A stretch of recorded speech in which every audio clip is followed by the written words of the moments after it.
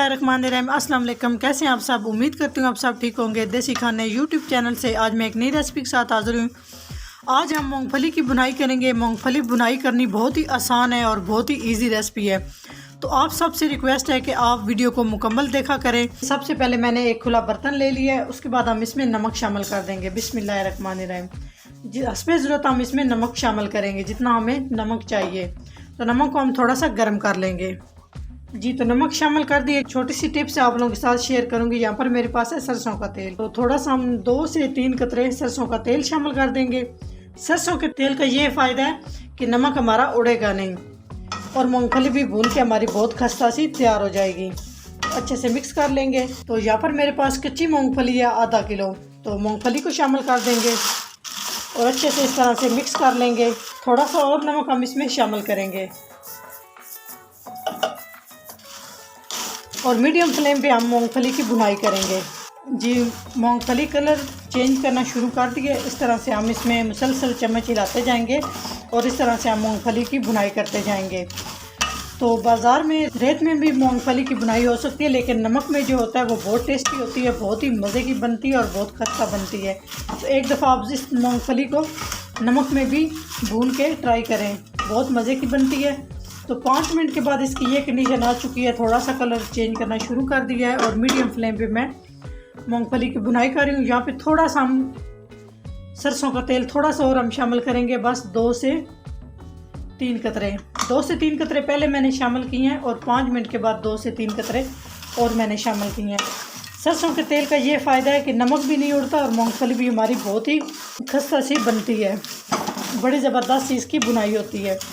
इस तरह से मुसलसल चम्मच हिलाते जाएंगे और मीडियम फ्लेम पे मूंगफली की पकाई करते जाएंगे, तभी जाकर ये टेस्टफुल बनती है। तो इस तरह आप, सर्दियों का सीज़न है, इस तरह आप लेके घर में इसकी बुनाई करें, बहुत मज़े की बनती है। सरसों का तेल डालने से नमक जो है वो बिल्कुल भी नहीं उड़ता, नहीं तो वैसे जब नमक गर्म हो जाता है तो नमक उड़ना शुरू कर देता है। तो इस तरह से बुनाई करते जाएंगे। आधा किलो मूँगफली है और आधा किलो नमक मैंने शामिल किया है। तो आपके पास जितनी मूंगफली है उस हिसाब से आप नमक शामिल कर सकते हैं जी। 15 मिनट हो चुके हैं, तो माशाल्लाह आप देख सकते हैं मूंगफली का कलर जो है वो टोटली तौर पे चेंज हो चुका है। इस तरह से इसका डार्क कलर होना चाहिए, तभी जाके मूंगफली जो है ना वो अच्छे से उसकी बुनाई होती है। तो मीडियम फ्लेम पे मैंने मूंगफली को 15 मिनट तक अच्छे से भून लिया। तो यहाँ पे हम स्ट्रेनर की मदद से मूँगफली को छान लेंगे इस तरह से। माशाल्लाह आप इसकी खनक देख सकते हैं, कितनी ज़बरदस्त बुनाई हुई है मूंगफली की और बिल्कुल आसान तरीके से। एक प्लेट ले लेंगे और इसमें निकाल लेंगे। बाकी भी हम इसी तरह से सारी मूंगफली को स्ट्रेनर की मदद से निकाल लेंगे।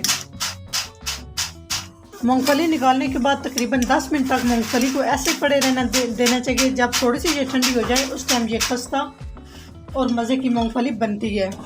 तो नमक बिल्कुल भी ख़राब नहीं होता, आप इसको पूरा साल यूज़ कर सकते हैं। जब मूंगफली आपने भूननी हो, आप ये वाला नमक जो है ठंडा करके किसी भी शॉपर में या किसी भी डब्बी में आप बंद करके, किसी भी जार में आप बंद करके रख सकते हैं। तो जी माशाल्लाह मूंगफली हमारी भून के तैयार हो चुकी है। आप देख सकते हैं कितनी ज़बरदस्त मूंगफली की हमने बुनाई की है।